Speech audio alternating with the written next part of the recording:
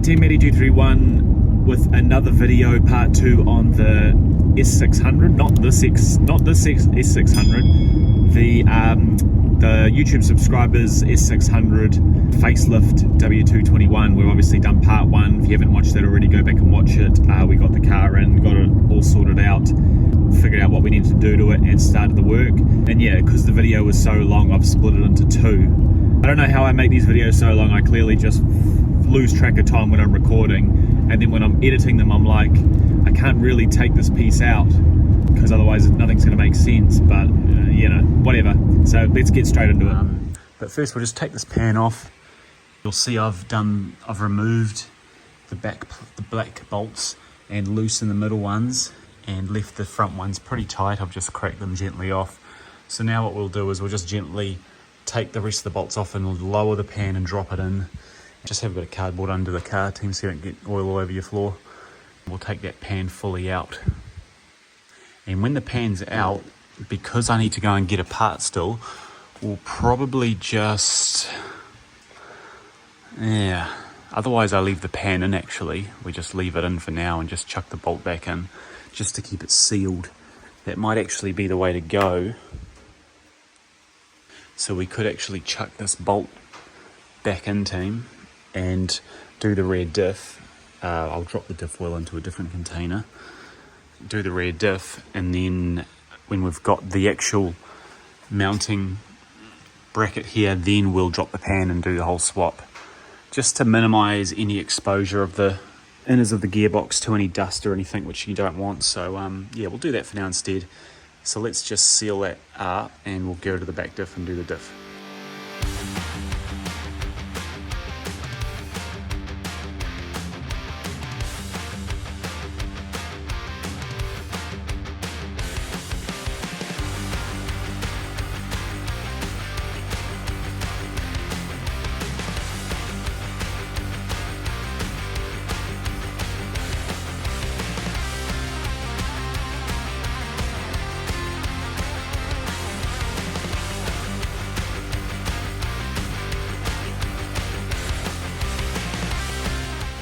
Right team, that diff oil was pretty clean to me, looked pretty good. It was just a sort of light green colour. It wasn't black or thick with any sort of dirt or debris.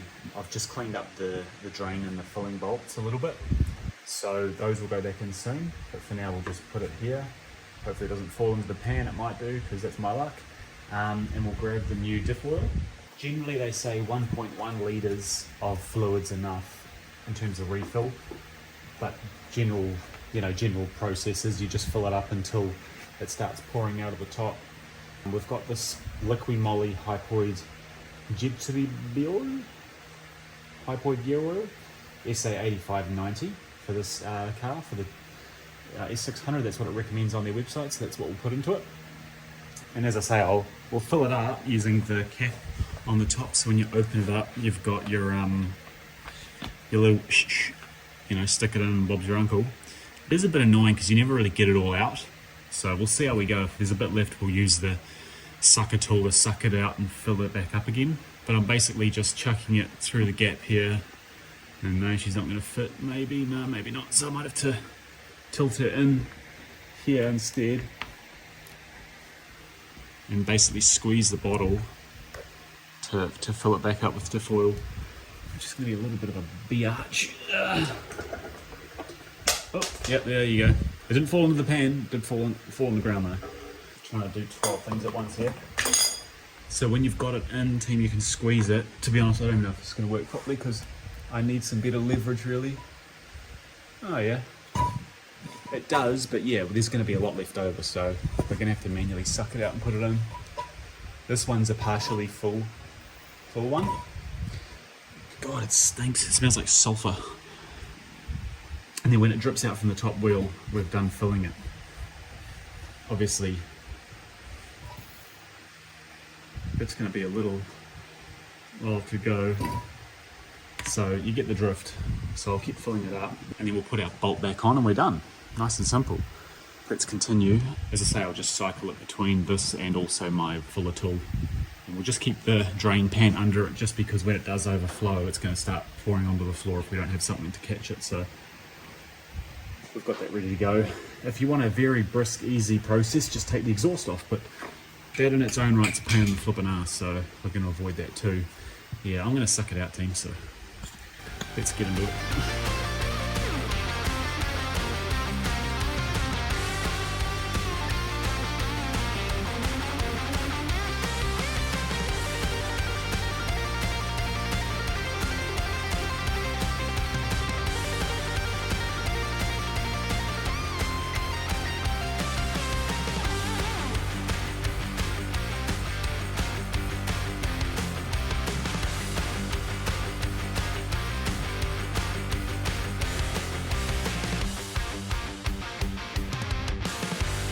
Righto team, so yep, back together, bolts done up, other bolts done up. Just give it a little wipe, just make sure there's no excess oil. Then we'll just verify tomorrow, making sure that it's not leaking or dripping or anything. The other pan there, we've just loosely put another drain bolt back in, leaving it there for now till tomorrow. I'll go to pick apart and try and find something for that, because that's a disaster. But as I say, well done to whoever did it, because it did actually work. There is no leaking there, so just, yeah, I just wouldn't trust it long term. You know, if something ever sort of popped out, or you're gonna find you're gonna have a weeping oil plug, so let's avoid that. Sorry, a weeping oil pan, so let's avoid that. So we'll come back soon and we'll get back into the rest of the job.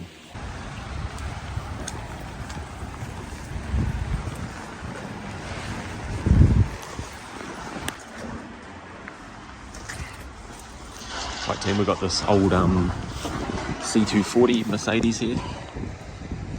This is where I'm going to take the transmission pan bolt from. Someone's obviously broken into it and joyrided it and then crashed it. The lovely people of New Zealand. So here we go, up in here team. So that isn't the side we want the other side. So I'm just going to reach over and zip that bastard off, and that's it. And just hope to God the bloody car doesn't fall on me, but that'll be alright. So I've got the gun ready. I'll just put it up, crank it up higher. There we go. Let's do it. Yeah, that was nice and easy team, in 5 minutes, and we've already got what we need. I'll just take a couple of spares for future cars, but just these metal retainers here. I hope to God they are the right ones. I'm pretty dead set sure they will be. They're all the same, so just that. It's just the one on the the right hand corner that's different, where it has the extra screw mount for the oxygen sensor bracket. So that's cool. We'll chuck it in our bag, pay for it, and then we'll get out of here. But while we're ahead of time, we'll just have a little quick look around. There's a CLS I want to look at, so let's go and have a look at that quickly. Here's a CLS, guys. It's had a nice little hit here. Normally out here, pretty good compression. We'll just see what it's got on it, take it with us.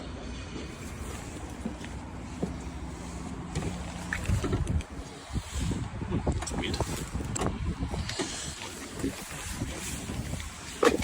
The problem with this place and other pick-apart sort of, you know, self-serve car parts is you've got all these monkeys that come in and just rip everything to shreds and don't look after it.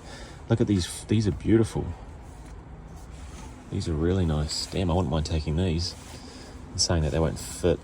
I wonder if they'd fit on the... No, they won't. The CLS has big front doors. I don't think the E-Class would fit these. Oh, it's even got... Oh, damn, was this a dealer serviced car? So got customers' details, we'll hide that. 2019, what do we have done here? High beam not working. Okay. Headlight. Replace the front headlight? No. Headlight bracket. Weird. Okay.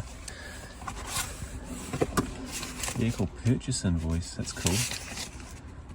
No information on it though. Oh, that would have been cool to have a look at.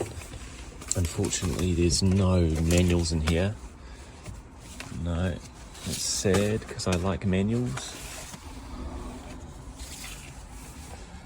They're a nice car, the CLS. They've got real nice big wood trim panels in them. Oh, look at that. That's nice as well. See these? Yeah, just nice wood. Obviously it's dirty at the moment. Even the shift knob team, look at that, gorgeous. But again, you get some monkey or muppet who rips the front logo off. I'm saying you can probably replace it, maybe. Look at that wood, guys, it's so nice. Damn. Oh man, I want to take this home. Ah, a little bit of a gouge there. Cut the leather. But just this piece is quite nice. I might actually take this, guys, because this is actually quite a nice piece of trim. It's not been wrecked or ripped up or anything. Yeah, I might take that. A little bit of paint there. Does that come off? Looks like it. Oh, actually, maybe not. Fuck. Someone's obviously scratched it with a nice screwdriver or something. Okay, maybe not. See, this is the problem. You want to get nice bits to take home, but people just thrash it. Look, there's our buttons here. Just a bit of wear at the top there. It's not a bad piece either, though. Is that a 211 part number or a 219? No, it's a 211, so that should fit any 211. Or sorry, I should say the casing it's in is a 211. But if this fits into that, then it has to be the same part. So, oh yeah, well, maybe we might take that. Oh, look at this, guys. Fuck. Someone's ripped, clearly, the nice wood trim that wraps around the whole dash there. They've ripped the flipping thing out. Oh, far. Oh, here we go. Jesus Christ. Look at this. Fuck's sakes. This is why I don't like pick apart. Look at that. Some absolute fucking numpty. Excuse my language. And I do apologise for swearing, I try not to too much, but has just absolutely smoked this piece of wood that's otherwise in perfectly good condition, just a bit of a polish up and it'd be good as new. Oh gosh, far out. Go figure, eh? Go figure. They just rip it out, mate. It's just disgusting.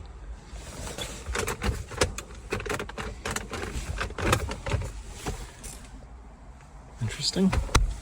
Yeah, maybe we might take this with us. Oh, I don't know.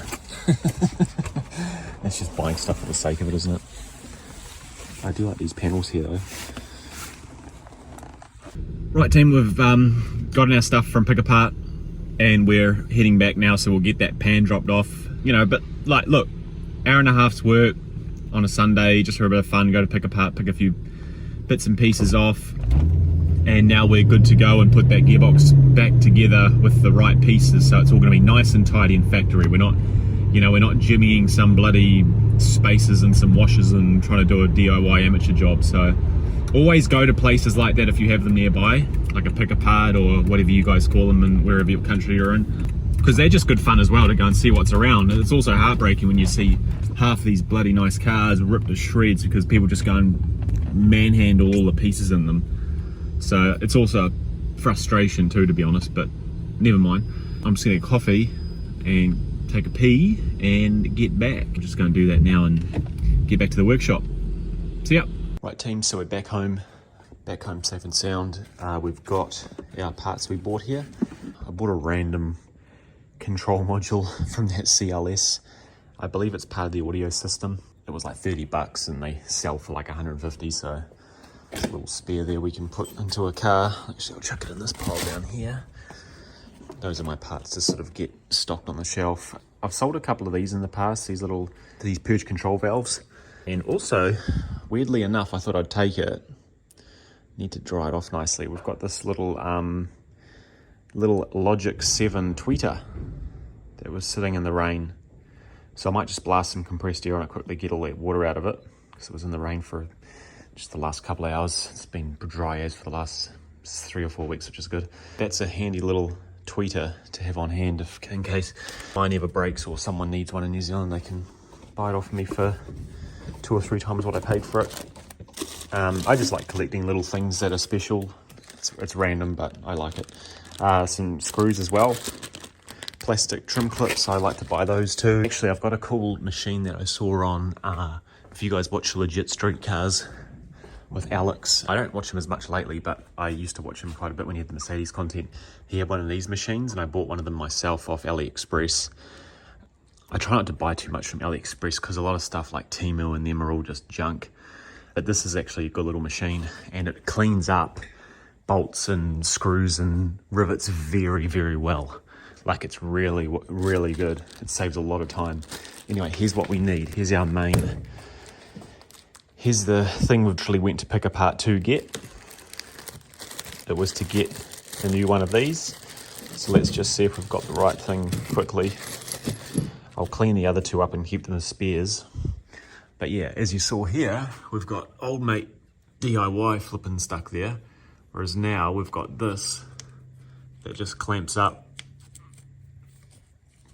on the side there like that. There you go, hooks under it, and it will go flush against that, and we're done. Simple. Perfect. That's one of them there. And there's our other two as well. These screws, obviously, we just use them one time, so don't reuse those screws, team. Even those ones there. These are our two pick apart ones. So I'll just chuck them in here and I'll clean them up and get them fresh and stock them, put them into stock. And yeah, all your old transmission screws, please don't reuse them, just throw them. In saying that, actually, I'll actually keep them. I never really throw screws in the bin because you can always use them for other things, but just separate them out because you want to have your brand new screws for this job. You don't want to be using old ones, just in case you snap one or over torque it. Oh, I can't remember where I put the stuff now, to be honest. Was that all the stuff we had? Yeah, it was. Okay, that's cool. There they are. Brand new screws, right? That's what we want. Okay, cool. Let's get the pan off.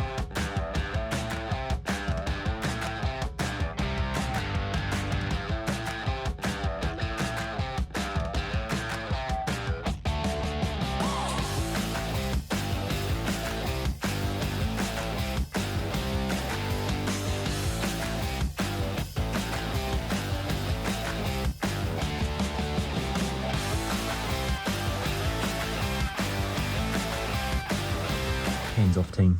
Here's the magnet. I don't know if this is an original magnet, but it's quite big. And yeah, it normally goes in this position here, as it already is, so that's good. But it looks pretty darn clean to me. Generally, oh, hard to get sometimes. Generally, you'll find they're quite, yeah, you can already see it. It's got a very thin layer of gunk on it, and you can see it drops into the oil there. We'll give it a clean with some brake cleaner, get the magnet fully cleaned off.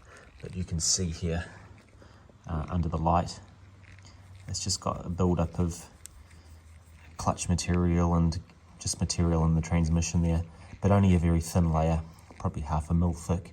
Ideally you want as little as possible, but you also want to observe the transmission fluid itself, and it's pretty dirty, but it's not horrible. Take my E550 I used to have from 2006. It's on my channel a few times.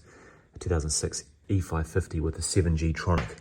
That somehow had the original transmission filter in it when I did it probably 4 years ago now. I gave it a gearbox service and the magnet was like a lot worse than this. So yeah, this isn't too bad. We'll give it a clean.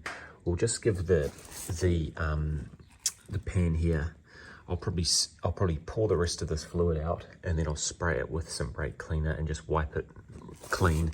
Just make sure you've got no debris left inside it, and put the magnet back in, and we'll put it back up with a new transmission rubber gasket. How old the existing filter is. I dropped it, as I do, lovingly into the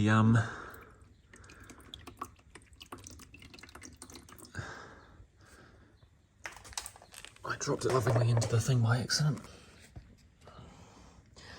Yeah, actually you can sort of see the debris on it. You can just see the sort of very light cloudiness. So this is an original filter.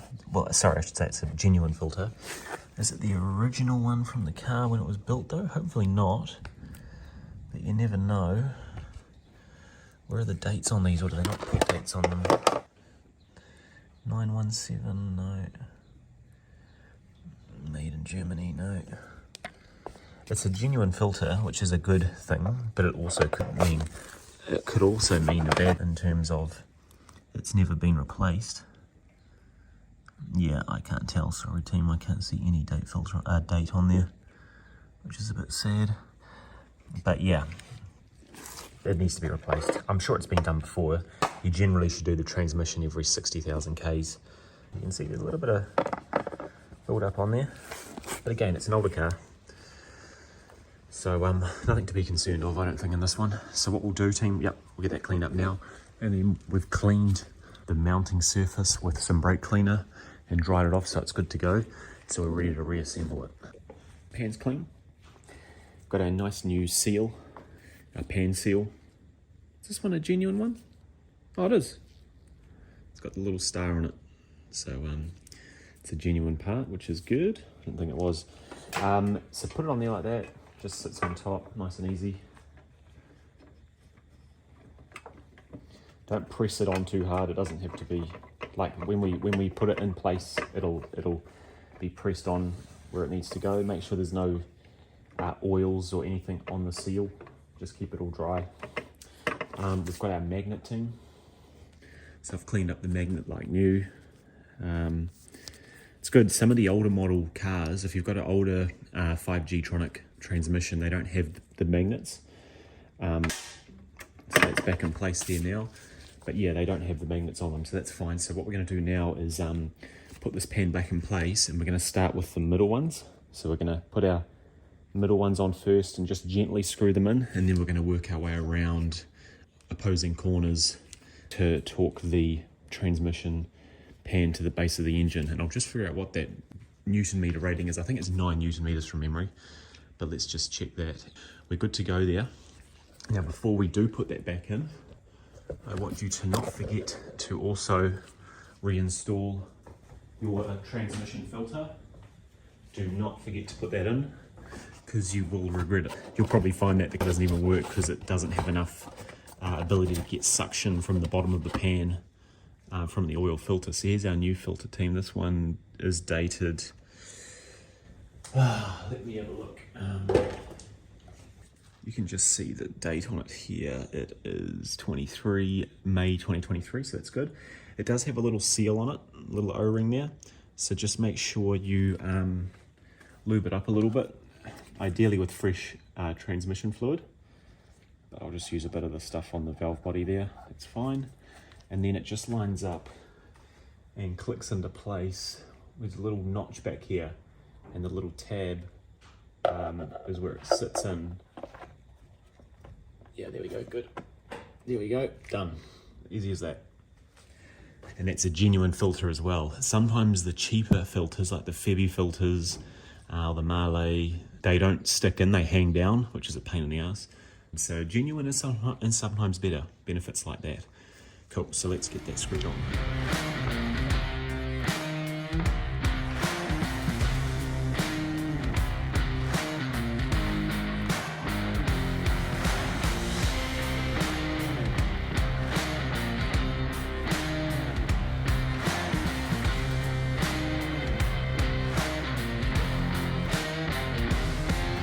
So we've got the pan nearly back on, team. We're gonna put this last one on shortly. Jeez. Put this last one on shortly. What we're gonna do is replace this socket though. I recommend you replace it, especially if you can see the plastic's quite yellow and brown and dark like this one is. Replace this socket because it can leak oil, and somehow, God knows how, defies the laws of physics in my mind. Obviously there's a reason, but the oil sometimes gets up the harness and into the footwell and fries your transmission computer for this motor, for this transmission. So pull down on this tab here, just gently, and this will pop out. There we go. Just move it down here. We'll get some cleaner, and we'll also just reseal it there as well. But you can see there's our connector seal in there, and it's actually in good nick, which is good. It's not leaking from what I can see. So to get that out though, just gotta be very careful. First off, you want to use a long, actually a small ratchet like this is good, a little stubby Milwaukee one.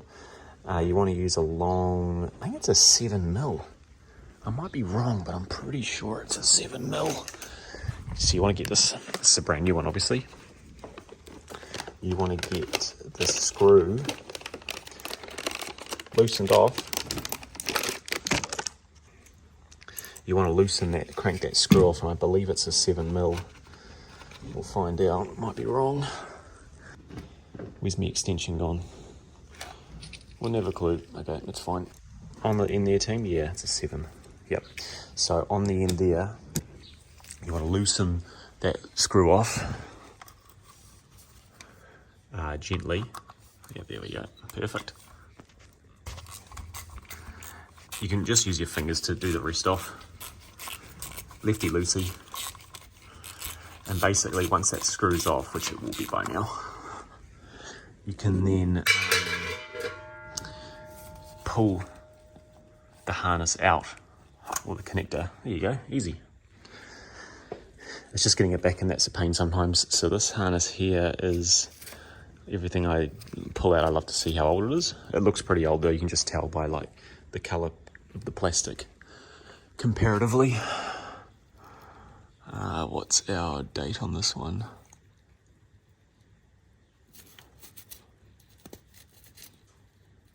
Damn, I can barely see the date. It's like baked on there. I'll have a look at it later.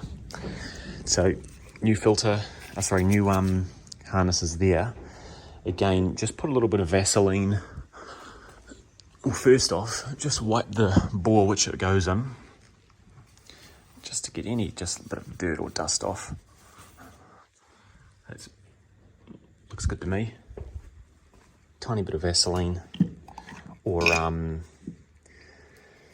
you could use transmission fluid. In reality, Tim, you probably don't have to do this. I don't normally do it, but just as of late, everything I install now, I put Vaseline on it, just to make sure it's in good, ready condition. And then yeah, basically it's the same philosophy. You've got the little notches there, so it goes this way in, from what I can tell.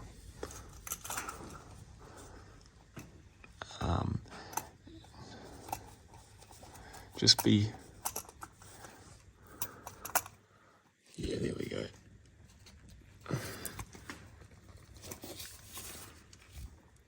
Just gotta be careful though, you don't want to obviously bend any of the pins. Yeah, that has to be the right way. Yep, that's the right way. You just don't want to bend any of the pins. Oh yeah, far out. I'm just going to do this team off camera, I think, because I don't want to break anything, and it's quite hard. You've got to put a bit of pressure on it to click it in. Once you've clicked it in, then back tight again, but only very lightly tight. Like just as soon as you feel it starting to sort of bite and get tightened, nothing more than that really. Otherwise you're going to thread it and you're going to damage the conductor plate. Cool.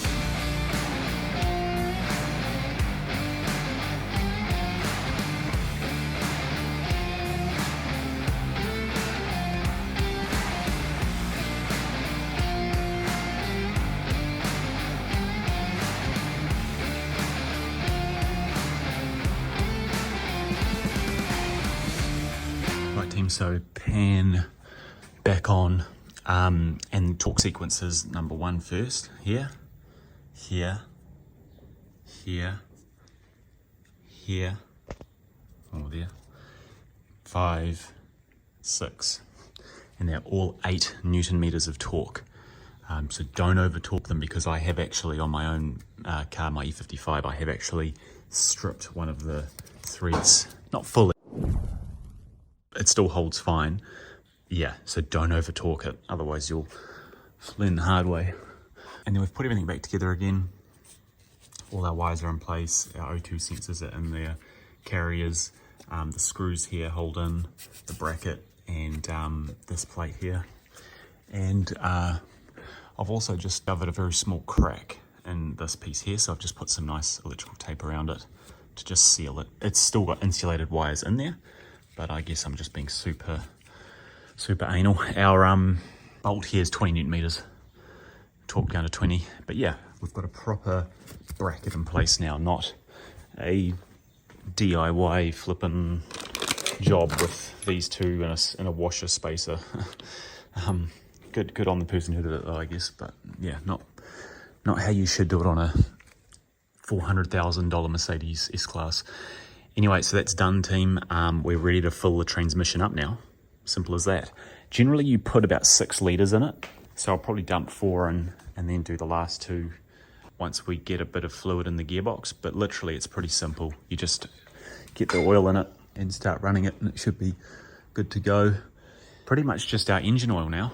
We'll fill the car up, we'll turn it on, keep it on the hoist, and we will get the engine warmed up a bit, and then we'll drain the oil out of it and refill it. It was overfill as well. It had like 10.7 litres. It should only be about 9 in this car, so it'd be good to get that overfilled oil out and get a new filter in. But yeah, otherwise the gearbox is good to go, so let's fill it up.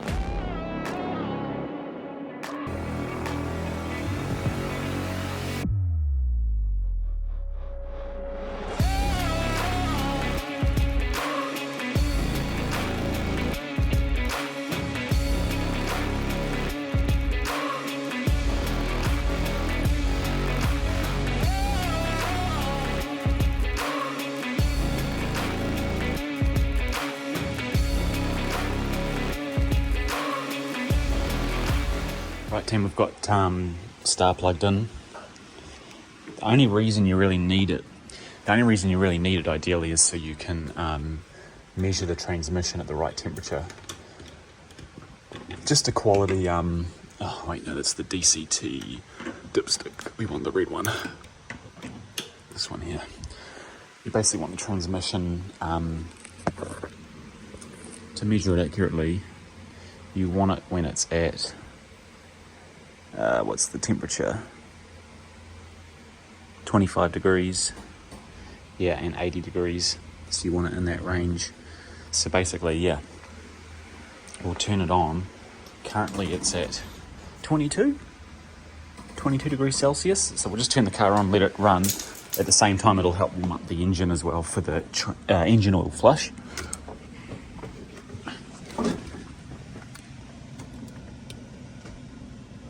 But we've put, yes, we'll turn her on, put on the brake.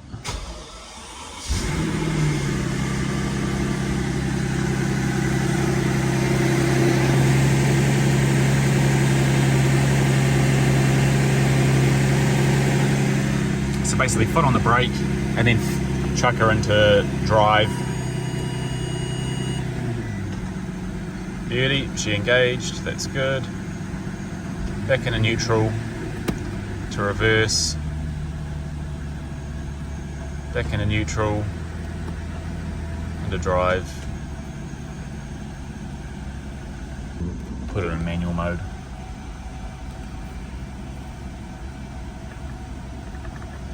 She's not going to be receptive to changing at the moment, that's alright. She's at 24 degrees, so we'll just turn her off in a sec. Sorry, not turn her off, put her in park.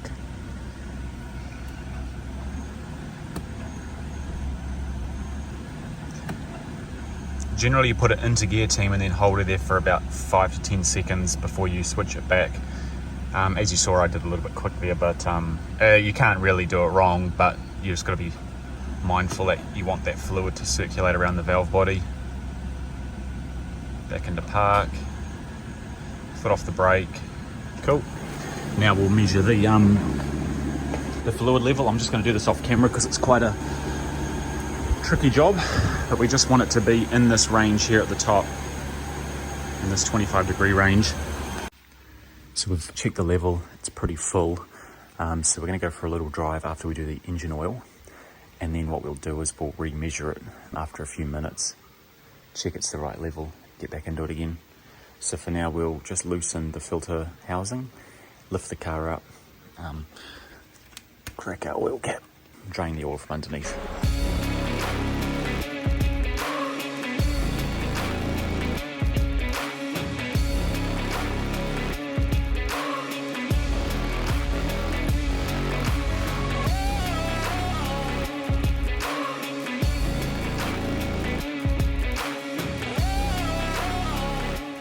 Right, all the stuff's back on, guys. We've torqued down the drain bolt. securely with a new washer. There was this little rubber tab on this facelift model. I don't even know what it's for. I assume maybe it's to stop vibration between the two pans. So basically I've just shoved it in there with the bolt in. I don't know if that's the right way to do it, but oh well. That's how we've done. What I'm gonna do now is, there's just two missing up here, one on each side here. So I'm just gonna fetch, I've got a nicely organized box of mostly brand new Mercedes O-rings, bushes, clips, rivets, screws. So we want some sheet metal screws, which are these ones here. Here they are. So these are brand new ones that you'd find in the factory installed. Often I find cars missing them. Nice and shiny, brand new. Beautiful. And we'll zip those in. When you put these clips in, Tim, if you don't have power tools, obviously, just doing them by hand, just very gently tighten them. Don't over tighten them. They don't need to be, too hard to get undone. So just like that, one sort of click, one sort of clicking motion on the lowest power setting, and that's it. Don't rattle it until it, threads the thing out. Done. Right, that's good. So everything's back on. We're good to lower the car down. We've drained about just over 9 litres of oil. I'm going to put about probably 7.5, probably 8. Drain that later. Probably 7.5 litres of oil in, and see what the level is, because it was overfill. It was at 10.7 on the screen, so it's quite high. So we'll drop it down, and everything's back in place and secure, so that's good. And we can move on to the ABC flush, and we're done.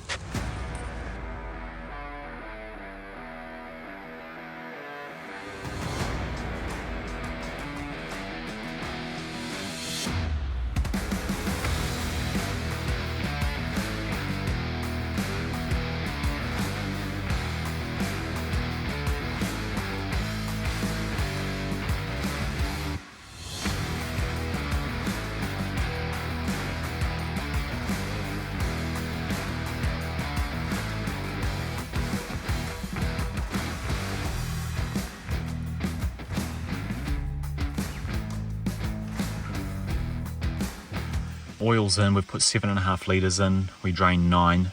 So if we put the key in the ignition, go to the first setting, change our system back to the speedo, turn the radio off because we don't need that.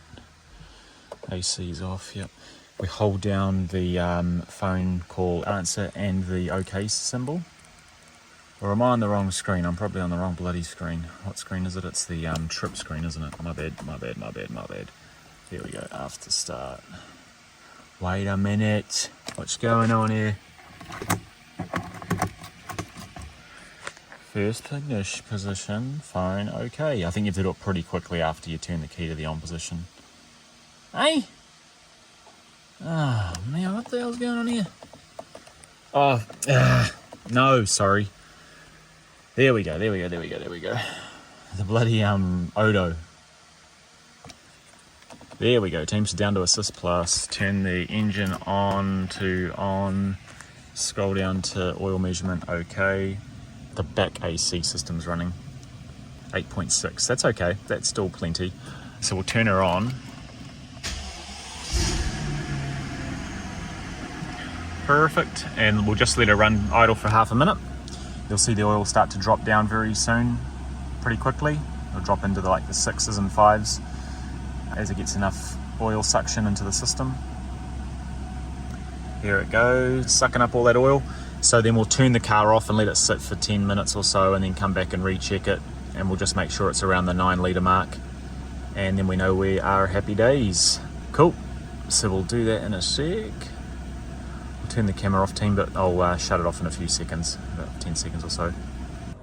Team, so we've got the 600 now outside the workshop. A few days later, we've got the transmission oil in. We need to just go for a drive, get it up to 80 degrees temp, and then check it. Currently you can see it's at 61 degrees Celsius. So when it gets to 80, which is quite difficult actually, you've got to drive it, get it moving and get it through the gears usually to get it up to 80 degrees. We'll check on our dipstick that it's in the correct notch with the fluid, and if it's not, we'll top it up, and if it's in there, then we're good. But yeah, I'm expecting we'll need to put a little bit of oil in it. We've also completed a oil service, so we'll go to service completed, services due, full service, oil 229.5, yes.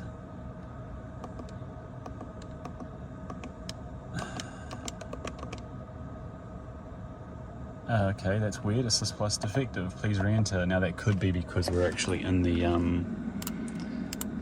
we're in one of the computer modules. Maybe I'll just back out of that.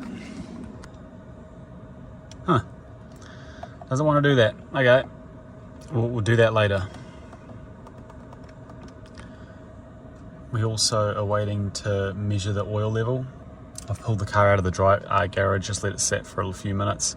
So it's at 8.1. So before, when I started the car up cold, it was at 8.8, 8.9. So I've put about another 600 mils in it, so that takes us up to a 9.5. We've literally just had the car off for about 5 minutes, and it's still obviously coming back into the sump slowly, so it's 8.1 at the moment, so that's still plenty. You want to generally have it around, put it this way, I've had my 600 running sometimes as low as 8.4, 8.5 overnight, maybe even a bit lower than that.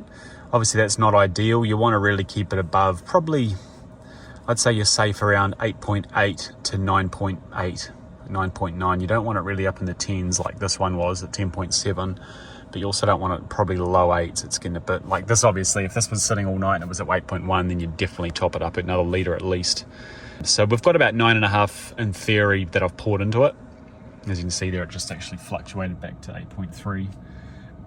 So that'll just slowly fill up over the next 20 minutes or so, probably back up to around 9 something, and then overnight till about 9.345 roughly. But yeah, we're going to take it for a drive now and just get the gearbox warmed up, and then we can finally come back and finish this whole job ABC flush using our AGA flush tool. You don't have to use the flush tool, team, if you don't have it, but it does help just make the flush a lot quicker and cleaner. Can't multitask. Actual values. Torque converter, lockup clutch. Now remember that you've got to test it while the car's in drive. So if we just turn the engine back on again. Engine's on. And if we go to our temperature, it says 61 degrees. It'll actually be a lot less when I put it into drive. Watch. There you go, 39 degrees. So that's where we measure it. I didn't say that at the start of the video, sorry. We need to measure it when it's at in drive or in reverse. All the little statistics are cool as well. You can see all the little data points. So you've got your engine speed at the top, your turbine speed, your actual and target gear. So if I select neutral, you'll see neutral's first at the top. And if I select drive, drive's first at the top, and then actual one. So it's quite a good tool to measure. It's just nerdy stuff. You don't really need to do anything with it, but it's good for diagnostic, as you can imagine. Another thing, team, we're going to check when we are driving. It'll just naturally warm up to this, but we just want to review our suspension system. So if we go back up to chassis, to suspension, and if we go to fault codes, hopefully there's none. Good. So the ABC system's running good. Actual values, we'll have pressure sensor values. I forgot, sorry, there's not actually a temperature measurement on the ABC system, but you'll see our ABC pressure sensor at the bottom. That's our main system pressure, which is 194.95 bar. And all the other struts are sitting around 80 to 90 bar, which is perfect, which is what we want. 190 bar to 200 bar is generally where the ABC system should be operating at under normal operations. So if it's low, it's never going to be higher, I guess, but if it's low, you could have an issue with the pump not supplying enough pressure, or it being low on fluid, which you obviously really don't want on a high pressure hydraulic system. We'll get on the road, team, just go for a bit of a drive and get this transmission warmed up. Set the phone up in the hands-free. Right, team, we're at 80 degrees Celsius, 81, so that's perfect. So what I'm going to do now is just pull over, keep the car turned on, put it into park, and I'm going to measure the level of the fluid in the dips measure the level of the fluid in the filling port dipstick hole tube pipe thing, whatever the hell you want to call it. So I'm going to do that right now. I'll try and get a bit of it on camera. I'm just sort of in a rush. I've put it back into park. It still says 80, so that's good. So let's pop the hood. Right, team, we just measured it. It's pretty much just at the bottom of the empty, so we're just going to probably put about half a litre in, and that should be enough. So I've got one in the tube here. I'll squeeze out and squeeze into the top there. Righto team, we've put her in, topped her up, and as you can see, she's pretty much bang on top now. She's slightly cooler as well, so she won't be at 80 anymore. She'll be at like 77, 76. So just do one more dip.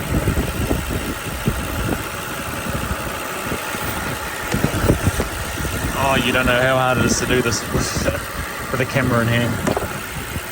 Yep. You can see the glossy part, team. It's right on the top of the stick. Perfect. Done. Cool. So she's sorted. If anything, the fluid level might even be slightly higher when that fluid warms up, but it's only about 300 mils, so it's not going to make much difference. But no, that's perfect. So now we're good to go. We can get onto our ABC flush and get this girl wrapped up.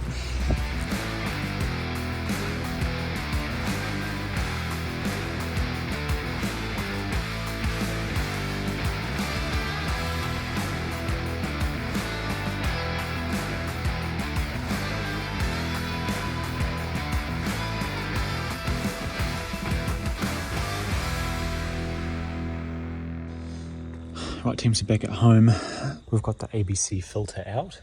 I've just got a little cover over it. We've got the AGA tool. So we've put the hose on, we've got our end that goes into the actual bucket, and then we've got the actual end here that goes into the base of the ABC fluid tank. And that's basically going to blow pressurized fluid, not only low pressure, through here and then out into our tank here, right?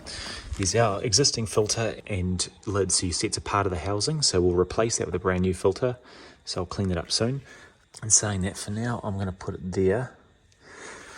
It'll be fine. We're going to give it a good clean so the dust won't be in it. We've got our drain pan, actually, no. We've got a bigger drain tank here, team. So literally just, yeah, I bet you I'm going to drop something in the bloody oil, so we'll just pull that like that. Just try and avoid knocking the soft aluminium tool on anything. This hose they give you is actually quite frustrating because it's like hard plastic, so it doesn't really bend like a normal hose, but I guess it's going to get relatively warm, so there we go, that's fine, just to stop it moving around too much. So I've got about 7 litres here. I've already put about 1.5 in the tank, so we're just going to go through about that much fluid. I've got some spare if we need it, but that should be enough. So what we're going to do, first off, on your tool, I've got obviously now a Mercedes star system, so most of you won't have that. So you can just use it on your normal scanner, your Foxwell or your iCar Pro, whatever they're called. Connect up to the, as I say, body system, body area. Before we do that, turn the key to on. There we go. Key to on. Takes a little while to hook up, but basically what we'll do is we'll bring up the ABC system and we'll check the temperature and we'll put the car into the correct mode to flush the fluid in, and the car's going to literally pitch up and down, front and back. It's not going to rodeo. Rodeo's for actually warming the system up and bleeding from memory. It's definitely for warming the system up. Pitching motion, it's called, is for the fluid system. F2. So if we go, team, down to what do we call it? Actuations, yep. And then we go to pitch. Yeah, this is the one you need to start the engine on. Actually, just before we do that, team, just going to go to complete list of guided tests. I don't think it's the same process. I don't think that has it. I think it's check component, check. Dynamic test, no. Drive can, no. Okay, so I was correct. So we'll go back out to F1, back actuations, yep. Cyclicling, alternating actuation of front and rear suspension struts, pitch. So we'll turn the engine on. And I'm just going to put it in time-lapse, team. I'm not going to hold the camera and video doing this. It's already a hard enough job doing it by yourself. Just checking actually, Matt, before you do that. Make sure there's nothing's going to fall into those belts. The ABC system's open, it's not going to do anything, it's not going to splutter or anything, so that's fine. Chuck that up there, everything's out of the way. We actually don't need that there, to be honest. I might just chuck it up there for now. That's fine. Now we can start the engine. Cool. There you go, team. Enter.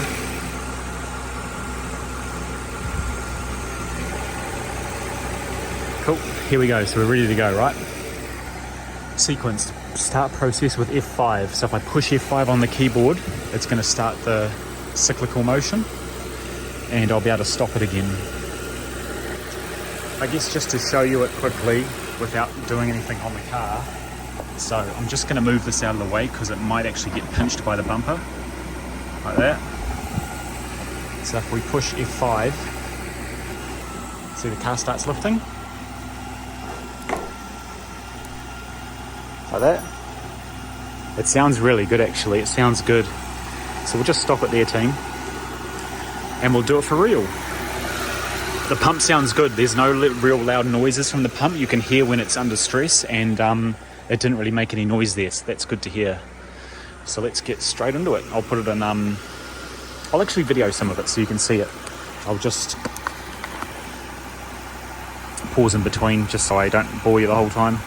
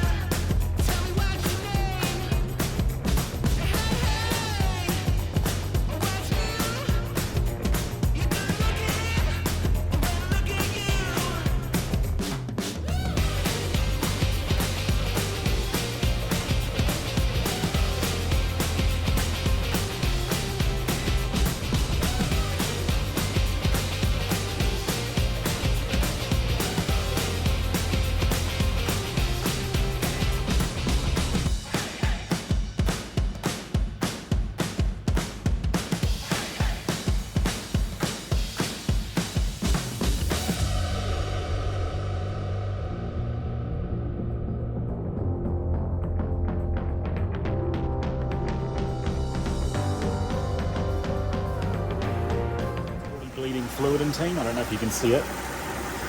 It's already flooding fluid in. So while it does that, make sure it doesn't run out of fluid. If you feel it's going to run out, just release the pressure off the valve, off the thing here, and it'll cycle the fluid around again.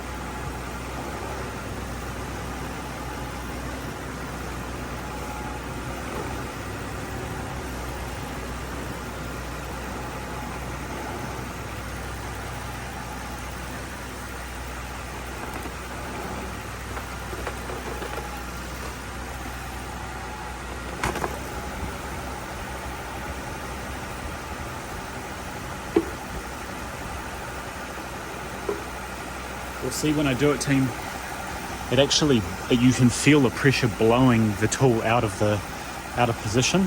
It's not hard, but you do feel it, so just be careful with that. Do try and keep it in, because I guess if you do let it fall off, it could blow fluid out of the top reservoir. We'll just keep going. You'll see me up and down a gear. We'll just keep going through the rest of them. I'll do it off camera, but you get the gist of it. Let's keep going.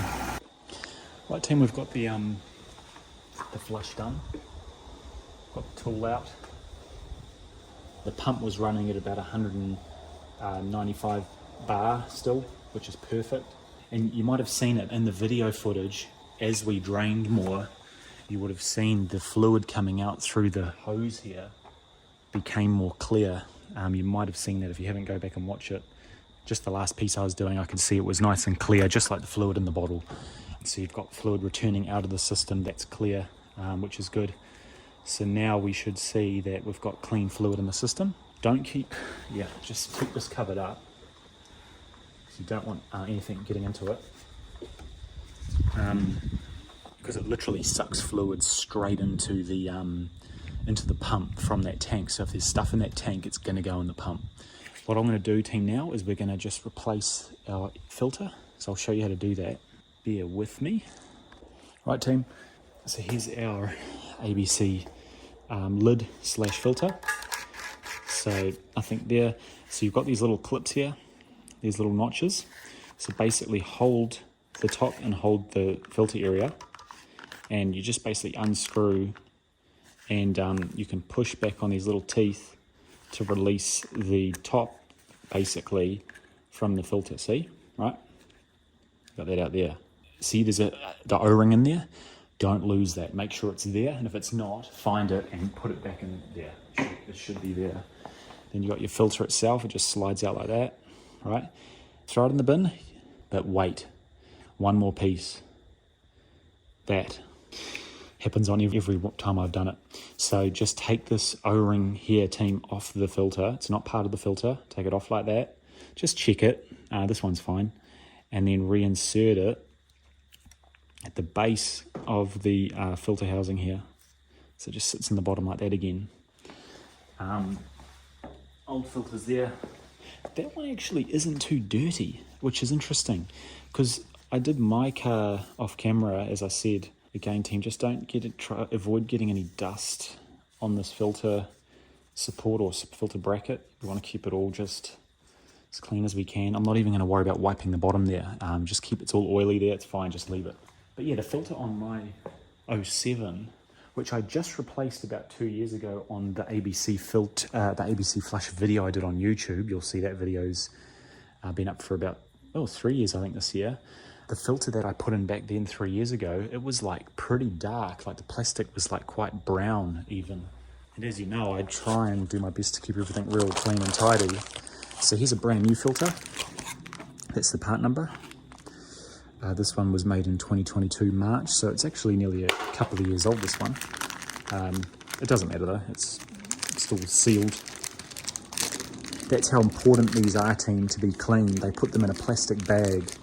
You know, your oil filter, your engine oil filter normally just comes in a box. This is in a bag. They do not want oil or contaminants in there. It doesn't matter what way you put it. I usually just put it the way where the base is down, and then you've got the letters on top. Sits in place there, team. Just make sure it's seated correctly. Get your top piece here, just have a look, make sure there's no dirt or debris. Yep, we're cool. And then it sits on top, and then it just goes into those grooves again, like that. And then don't forget to twist. Yeah, see, this one's actually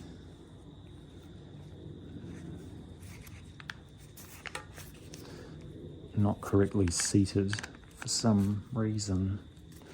So I'll take that off again. Just be gentle as well, don't force anything. You don't want to break it. Why is that? There's no specific way it's supposed to go. It can go on either way, but or am I wrong? I could be wrong. I'm pretty sure it doesn't matter what way you put it on, but there we go, it's better. So that O-ring there, yep, cool. Filter's in place, O-ring's in place. This is nice and solid. Now we can chuck it back in the car. So we'll chuck it back in the car, team. Just gently lower it in. Double check nothing's on it. Yep, sweet. Gently lower it in. Just gently find the bottom of the tank. Don't go and ram it in and just tighten it up. You've got to make sure the bottom sits into the base of the tank.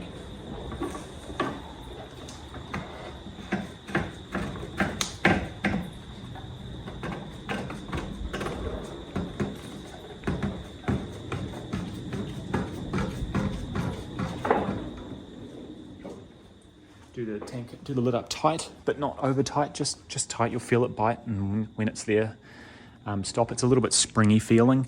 Just turn past the springy feeling and you'll feel when it sort of bottoms out. Cool. No, that's all good, team. Now what we're going to do is just put the tank bolts back in place. Put the tank bolts back in place, give it a bit of a clean up, and literally reassemble the engine covers, and we're done. Oh, and check the fluid level. Don't forget that. We've got a bit of spare fluid just to make sure we're in the correct notch. With the car turned off,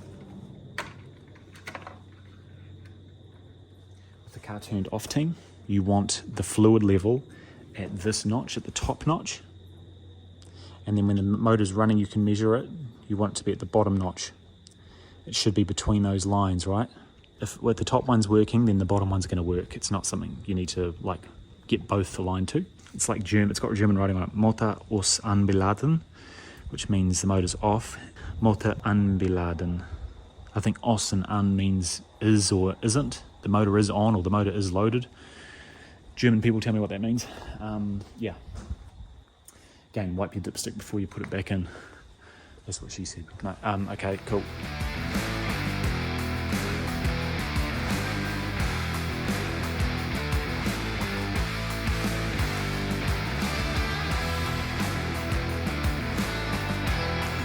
Is anybody up for a pint? A pint of ABC fluid? Look at this, guys. It's just absolutely gorgeous. It's vintage cellar barrel aged ABC 345.0. Look at that lovely translucent green that it's supposed to be. It's very far from it. It should be when you pour a fresh bottle of ABC fluid into a jar, it's still pretty dark. But it's definitely not black and pretty much non-see-through like this is. It's good that this has been done. When you pour it out here, that's not too bad. It's just when it's in the one thing, it's pretty dark. So we're gonna safely dispose of this fluid. We're just gonna pour it into all the old containers and take it with the engine oil and get rid of it at an oil disposal place. I've topped up the fluid again, team, a little bit in the 600. It's clean now. What I'm going to do is just give the car a bit of a drive in the morning, just check everything again, but it should run smooth as now. And then we're going to finish the job with a nice clean up inside and out, and in a little quick detail of the engine bay and wrap her up because she's going home in a few days. Cool. G'day, team. So we're wrapping up the job today on the S600. We're just giving her a quick clean, a little bit of a clean and detail inside and out for the customer, just so they're getting their car back nice and clean, especially for a beautiful example like this. Obviously it's been in the shed, it's been worked on, dust gets over everything, a little bit of smudging from oil here and there around the front of the car and on the sides here, so we'll just give it all cleaned up nice and fresh again. Get the wheels cleaned up. We've got some Dragon's Breath spray bottle. I've got some Polar Blast just to pre-wash the car with, and we're just going to use McGuire's wash and wax like I use on all my cars with a sponge just to go over it. There's nothing dirty on it. It really just needs a quick sort of go over, and then we'll polish up these exhaust tips. Look how black they are. I don't know how good we're going to get them, but we'll try our best to clean them up like new. Yeah, so let's get stuck in.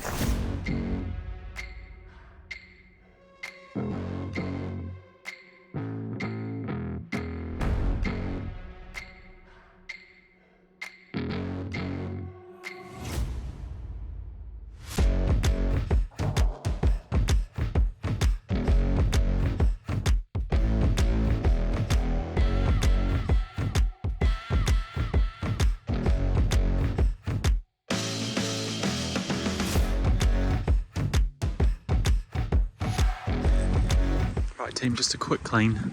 It's already got a lovely paint job on it, so it's not actually a hard car to clean. Just a light dry quickly with my towel, and it looks great. Missed a spot there, I need to dry. But yeah, really good paint job. Really nice colour as well. It's so glossy under the sun. So what I'm going to do is just pull it up and give it a vac, and we're just going to do some of the interior, do the exhaust, dress the tyres, and do the engine bay, and we're done.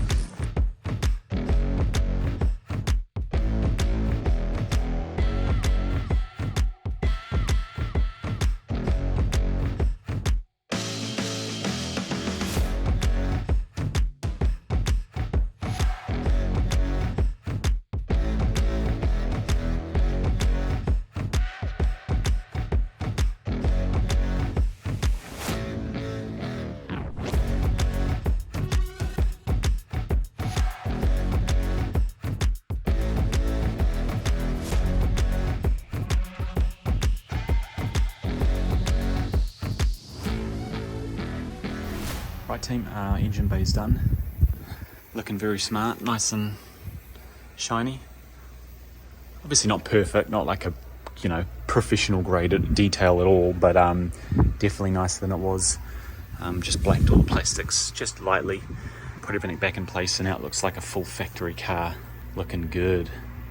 We also team just put a little bit of silicone protectant on the drain cowling for the windshield. I like to do that just to put a bit of UV protection on it, so that's good. At least that's been done. Everything else is good on this engine bay. We'll just quickly get rid of some of the water spotting on the grille here. I just generally like to use my natural shine protectant on those bits. I've also got Autosol plastic chrome polish too, but this car doesn't need it, not on that stuff there. Cool, so we've done that. We'll do our tyres quickly. We'll move on to the inside, do the inside, and the car's done. Oh, the exhaust. I keep forgetting the bloody exhaust. And the exhaust. So we've done the left exhaust team. Just going to do the right one now. But you can see it's a lot nicer. It's not perfect. You could probably spend a good hour on this and get them mint. They've still got a little bit of build up right on the insides, on the edges and things, just to get them relatively nice and tidy. For now they look really good. Yeah, we'll get both of them done, and then got the tyres done, just get the interior polished up, and it's just good to go. Rightio team, so yeah, S600's all done as you've seen. This is a few days later. The customer's picked it up, taken it home, really happy with the car. It seems to be still going well for him, which is great. Hopefully we don't see it until later this year, same time next year for its annual service. But yeah, real nice example. So I've just flashed up a photo of the car side by side to my 600. I really wanted to actually do another video separate to this one showing the comparisons between the pre-facelift and the facelift, because there are actually quite a few differences. So I was keen to show them side by side, but unfortunately I didn't actually have time to do that in the end. But never mind, I'm sure I'll see that car again at some point for its servicing, so I'll do it at that point. But otherwise, while it wasn't necessarily complicated job this time round, we've worked on 600s quite a lot now, that being my one, quite extensively, so I'm real familiar with it. It was sort of a walk in the park to an extent. So whereas the GLE 63 I just did a few weeks before that was an absolute, like, half the stuff I had no clue what I was doing initially. Obviously figured it out, and quite complex, whereas the 600 was more just a stroll in the park, and good fun to work on another 600. So anyway, hope you enjoyed the video. As I say, please like it, please subscribe if you want to see more of the 600s, because yeah, it helps me measure what content works and what I should be posting next time. So if you can do that, that'd be very good and motivating for me. But anyway guys, have a good day. Let me know any questions about the car or anything about any Mercedes. I'm sure we can all talk in the chat as well in the comments below. Cheers.